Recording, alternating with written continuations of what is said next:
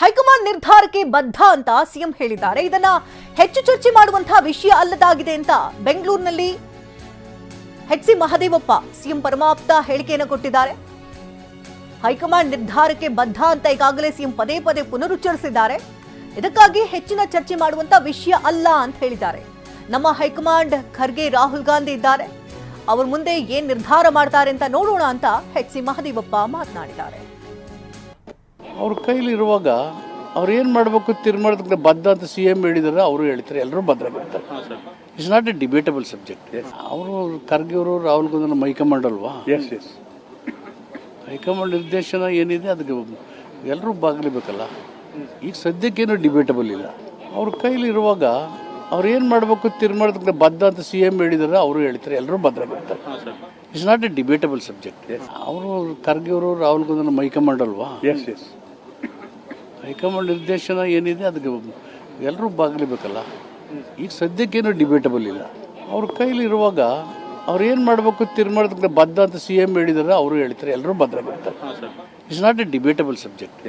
ಅವರು ಖರ್ಗೆ ಅವರು ರಾಹುಲ್ ಗಾಂಧಿ ನಮ್ಮ ಹೈಕಮಾಂಡ್ ಅಲ್ವಾ? ಎಸ್ ಎಸ್ ಹೈಕಮಾಂಡ್ ನಿರ್ದೇಶನ ಏನಿದೆ ಅದಕ್ಕೆ ಎಲ್ಲರೂ ಭಾಗಲೇಬೇಕಲ್ಲ.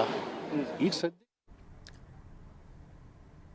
ಡೆಲ್ಲಿಯಲ್ಲಿ ಡಿಕೆ ತಂತ್ರವನ್ನ ಹೆಣಿತಾ ಇದ್ದಾರೆ. ಆದರೆ ರಾಜ್ಯದಲ್ಲಿ ಸಿಎಂ ಕೂಲ್ ಆಗಿದ್ದಾರೆ.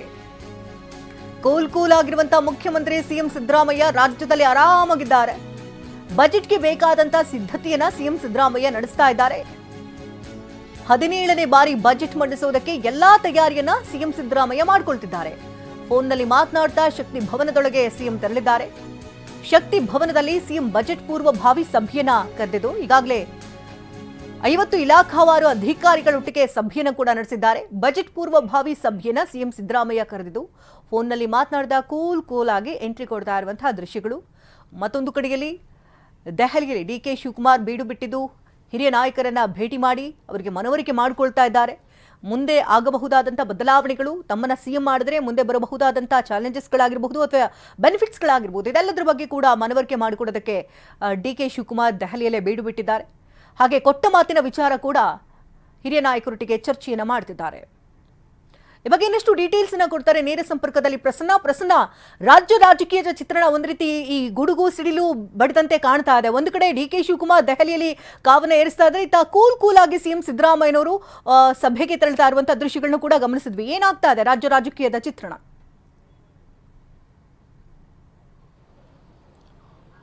ಶಕುಂತಲಾ, ಡಿಕೆ ಶಿವಕುಮಾರ್ ಅವರು ಸ್ಪಷ್ಟವಾಗಿ ಹೇಳಿದ ಹಾಗೆ ಅವರು ರಾಜಕಾರಣ ಮಾಡೋದಕ್ಕೆ ಅಂತಲೇ ದೆಹಲಿಗೆ ಹೋಗಿದ್ದಾರೆ. ದೆಹಲಿಗೆ ಹೋಗಿ ರಾಹುಲ್ ಗಾಂಧಿ ಅವರನ್ನ ಭೇಟಿ ಮಾಡುವಂತದ್ದೇ ಅವರ ಮೊದಲ ಉದ್ದೇಶವಾಗಿತ್ತು. ನಿನ್ನೆಯಿಂದ ಅವರು ದೆಹಲಿಯಲ್ಲೇ ಠಿಕಾಣಿ ಹೂಡಿದ್ರು ಕೂಡ ಕೆ.ಸಿ. ವೇಣುಗೋಪಾಲ್ ಮತ್ತು ಮಲ್ಲಿಕಾರ್ಜುನ್ ಖರ್ಗೆ ಅವರ ಭೇಟಿ ಮಾತ್ರ ಸಾಧ್ಯವಾಗಿತ್ತು. ರಾಹುಲ್ ಗಾಂಧಿ ಅವರ ಭೇಟಿ ಸಾಧ್ಯವಾಗಿರಲಿಲ್ಲ. ಆದರೆ ಇವತ್ತು ಕಳೆದ ಹಲವಾರು ತಿಂಗಳುಗಳಿಂದ ಡಿಕೆ ಶಿವಕುಮಾರ್ ಅವರು ಬಯಸಿದಂತಹ ಸಮಯ ಇವತ್ತು ಸಿಕ್ಕಿದೆ.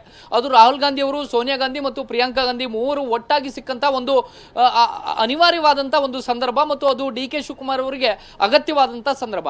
ಡಿ.ಕೆ. ಶಿವಕುಮಾರ್ ಅವರು ಇವತ್ತಿಗೂ ಮನವರಿಕೆ ಮಾಡಿಕೊಡಬೇಕಾಗಿರುವಂತದ್ದು ರಾಹುಲ್ ಗಾಂಧಿ ಅವರಿಗೆ ಮಾತ್ರ. ಉಳಿದಂತ ಎಲ್ಲ ನಾಯಕರಿಗೂ ಕೂಡ ತಮ್ಮ ನಾಯಕತ್ವ ಬದಲಾವಣೆಯ ವಿಚಾರಕ್ಕೆ ಸಂಬಂಧಪಟ್ಟ ಹಾಗೆ ತನ್ನ ಅನಿವಾರ್ಯತೆಯ ಬಗ್ಗೆ ಮತ್ತು ಮುಂದಿನ 2 ಲೋಕಸಭೆ ಮತ್ತು ವಿಧಾನಸಭೆ 2 ಸಾರ್ವತ್ರಿಕ ಚುನಾವಣೆಯ ಅನಿವಾರ್ಯತೆಯ ದೃಷ್ಟಿಯಿಂದ ಏನು ಬದಲಾವಣೆಗಳನ್ನ ಮಾಡಬಹುದು ಅನ್ನೋ ಬಗ್ಗೆ ಅವರು ಉಳಿದ ಎಲ್ಲ ನಾಯಕರಿಗೂ ಕೂಡ ಮನವರಿಕೆ ಮಾಡಿಕೊಟ್ಟಿದ್ದಾರೆ. ಆದರೆ ರಾಹುಲ್ ಗಾಂಧಿ ಅವರ ಭೇಟಿ ಮಾತ್ರ ಇದುವರೆಗೂ ಸಾಧ್ಯವಾಗಿರಲಿಲ್ಲ. ಇವತ್ತು ಅಸ್ಸಾಂನ ಚುನಾವಣೆಯ ಕಾರಣಕ್ಕೋ ಅಥವಾ ಬೇರೆ ಬೇರೆ ನೆಪವನ್ನ ಒಡ್ಡಿ ಅವರು ರಾಹುಲ್ ಗಾಂಧಿ ಅವರನ್ನ ಭೇಟಿ ಮಾಡಿದ್ದಾರೆ. ಅಲ್ಲಿ ಒಂದಷ್ಟು ಕಾಲ, ಅರ್ಧ ಗಂಟೆಗೂ ಹೆಚ್ಚು ಕಾಲ ಚರ್ಚೆಯಾಗಿದೆ.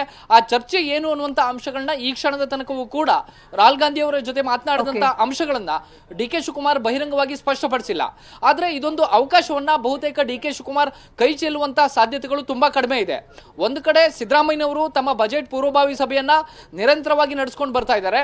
ಎಲ್ಲಿಯ ತನಕ ರಾಹುಲ್ ಗಾಂಧಿ ಕರೆಯೋದಿಲ್ವೋ ಅಲ್ಲಿ ತನಕ ತಾನು ದೆಹಲಿಗೆ ಹೋಗೋದಿಲ್ಲ ಅಂತ ಹೇಳಿ ಸಿದ್ದರಾಮಯ್ಯನವರು ತೀರ್ಮಾನ ತೆಗೆದುಕೊಂಡಿದ್ದಾರೆ. ಹೀಗಾಗಿ ಸಹಜವಾಗಿ ಈ ಗೊಂದಲಗಳು ಯಾವಾಗ ಬಗೆಹರಿಯುತ್ತೆ ಅನ್ನುವಂಥದ್ದು ಕುತೂಹಲವನ್ನು ಮೂಡಿಸ್ತಾ ಇದೆ. ಶಕುಂತಲಾ, ಧನ್ಯವಾದ ಪ್ರಸನ್ನ ತಮ್ಮ ಅಪ್ಡೇಟ್ಸ್ಗಾಗಿ.